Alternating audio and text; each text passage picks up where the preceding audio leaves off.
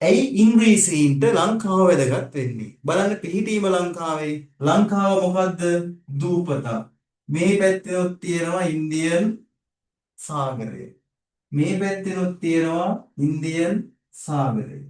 මේ පැත්තෙනොත් තියෙන ඉන්දියන් සාගරය. උඩින් තියෙන්නේ ඉන්දියන් සාගරය. ඒක අපි දන්නවනේ. ඒ නිසා අපි දූපතක්. පුතා මෙන්න මේ පැත්තට විහිදිච්ච මාර්ගයක් තිබ්බා. අපි ඒකට කියනවා අපරදිග මාර්ගය. මොන මාර්ගය? අපරදිග. මේ පැත්තට විහිදිච්ච මාර්ගයකුත් තිබුණා. ඒකට කියනවා පෙරදිග මාර්ගය. අපරදිග සහ පෙරදිග මුහුදු මාර්ග තිබුණා. හරිද?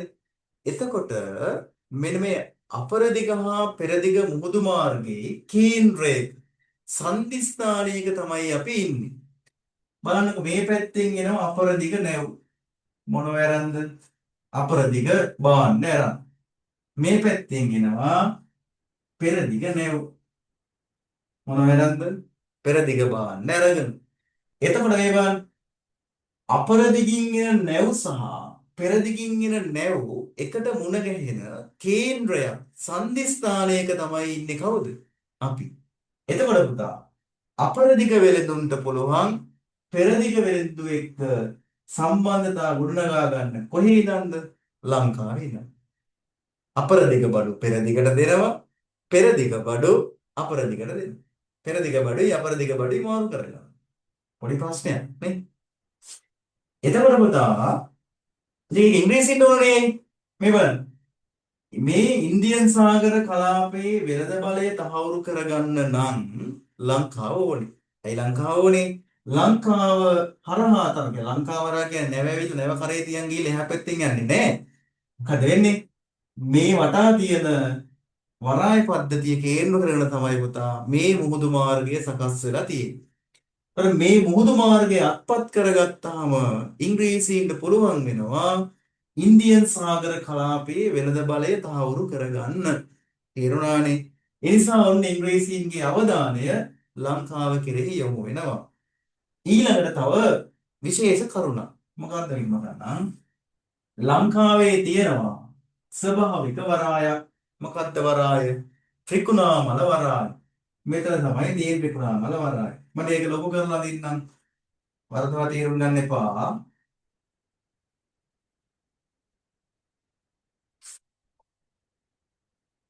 ඕන්න පුතා ත්‍රිකුණාමල වරාය. ඔයාලා වෙන වෙන හැඩ පෙවුනට ඒ ඔයාගේ හිතේ තියෙන මොනවද? තමන් විසින් උපයාගත්තු වල්කමේ ප්‍රමාණයට තමයි ඒවා තියෙන්නේ. මෙන්න පුතා ත්‍රිකුණාමලය. ත්‍රිකුණාමලය ලකුණු කරන්නේ හරියටම මෙන්න මෙතන. හරි. ත්‍රිකුණාමලය බලන්න පුතා මේ. හරි සෝ. මෙයාගේ මුවවිට ඊටා පටුයි. ඒ කියන්නේ ඇතුළු වෙන්නේ දෙක ඊටා පටු මාර්ගයක් මුවවිට පටුයි. නැව් යන්න ඕනේ. එක එක්කෙනා පොලිමේ. පොලිමේ තමයි යන්නේ නැව්. ඇතුළු වෙන ස්ථානයේ පටුයි. අම්මට සිරි මේ ගොලේ ඇතුළට ගියාම මොනවාද? නැව් පාටි දෙන්න. නේ? නැව් විශාල ප්‍රමාණයක් නවත්තලා තියන්න පුළුවන්. ඒ විතරක් නෙවෙයි. මෙයා අභ්‍යන්තරව කොරල් ගැටියකින් කොරල් කන්දකින් වල වැහිලා තියෙන්නේ. එතකොට මේ බලන්න මේ මුහුද මෙහි ඉන්දියන් සාගරයේ තමයි තියෙන්නේ. ඉන්දියන් සාගරයේ තිබ්බට පුතා තියෙන්නේ ඇතුලේ. පේනවද? මේවා එළියෙන් බලන කෙනෙක්ට වරාය ඇතුළ පේන්නේ නැහැ. තේරුණාද? ඒ නිසා ඉංග්‍රීසීන්ට එයාලගේ නැව් ටික ඉතාම ආරක්ෂිතව නවත්තලා තියන්න පුළුවන් තැනක් තමයි ත්‍රිකුණාමල වරාය කියලා කියන්නේ. තේරුණානේ? ඒ වගේම තමයි මේ පැත්තෙන් එනවා පුතා ඊසාන දිග මෝසම නේද? ඊසාන දිග මෝසම් කාලවලදී ආරක්ෂිතව නැව් සුළඟින් විනාශ නොවි නවත්තලා තියන්න පුළුවන් හොඳ වරායක් වුණා ත්‍රිකුණාමල වරාය. ඒ වගේම ත්‍රිකුණාමල වරාය පුතා ඉන්නේ බොක්ක දිහා බලාගෙන. මොන බොක්කද? බෙන්ගාල බොක්ක.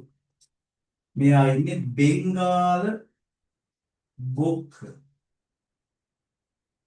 බොක්කට මුහුණලා. මොන බොක්කටද? බෙන්ගාල බොක්කට. ඒ නිසා පුතා බෙන්ගාල බොක්කට මුහුණලා පිහිටා තිබීමේදී මෙයාලට වැදගත් වුණා. විශේෂයෙන් මෙයාලගේ අබලන් වෙන නැව් එහෙම ප්‍රතිසංස්කරණය කරන්න අලුත් වැඩියා කරන්න හොඳ වරායක් වුණා කොහෙද? ත්‍රිකුණාමල වරාය. විශේෂයෙන් ඔය 1664 දී පුතා ඉන්දියාවට එනවා ප්‍රංශවරු.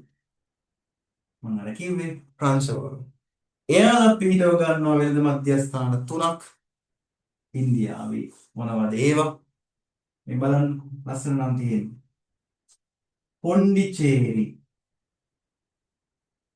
පොන්ඩිචේරි, කරිකාල්, චන්ද්‍රනගර,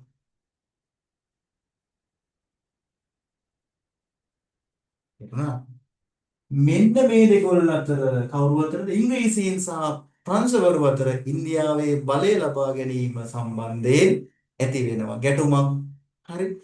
ආන්ගේ ගැටුම් ඇති වෙන්නේ පුතා මෙහි එව්වට කියනවා මොන සටන්ද? නාවික සටන්. කොහෙද ඇති වෙන්නේ? බොක්කේ. මොන බොක්කේද? බෙන්ගාල බොක්කේ. එතකොට මේ බෙන්ගාල බොක්ක ආශ්‍රිත සටන් වලදී අබලන් වෙච්ච නැව් ටික ප්‍රතිසංස්කරණය කරන්න අලුත් වැඩියා කරන්න ගැළපෙනම සුදුසුම වරාය තිබ්බේ ත්‍රිකුණාමලයේ. ඒ නිසා මේවා ත්‍රිකුණාමලයට තමන්ගේ අවධානය යොමු කළා. තේරුණාද? ඊළඟට ලංකාවේ ත්‍රිකුණාමල වරාය නම් පුතා පුළුවන් ඉන්දියාවේ මෙන්න මේ ප්‍රදේශය පාලනය කරන්න. මොකද්ද ප්‍රදේශය? නැගෙනහිර වෙරළ. මොන වෙරළද? නැගෙනහිර වෙරළ.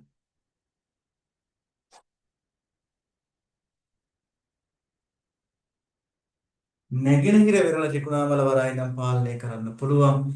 ඒකත් ඉංග්‍රීසීන්ගේ අවධානය ලංකාව කෙරෙහි යොමු වෙන්න ප්‍රධාන හේතුවක්.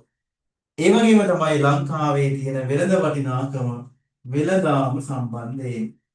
විශේෂයෙන් ලංකාවෙන් ලැබුණ ස්තරම් තත්ත්වයේ කුරුඳු. ඊට අමතරව කුළුබඩු වර්ග මොනවද? ගම්මිරිස්, එනසාල්, සාදික්කා, කරාමුනැටි නේද? ඔය වගේ කුළුබඩු වර්ග. ඊට අමතරව ඇතුන්, ඇත්දල, මුතුමැණික්, පුවක් ඈ අකුරු එහෙම මාරු කරන්නේ නැහැ. පුවක්, මී ඉටි. හරි. මෙන්න මේවා ලබා ගන්න ලංකාව අතිශය වැදගත් වුණා. ඒ නිසා ඉංග්‍රීසීන් ඉන්දියාවේ හිටපු ඉංග්‍රීසීන් ලංකාව කෙරෙහි අවධානය යොමු කරා.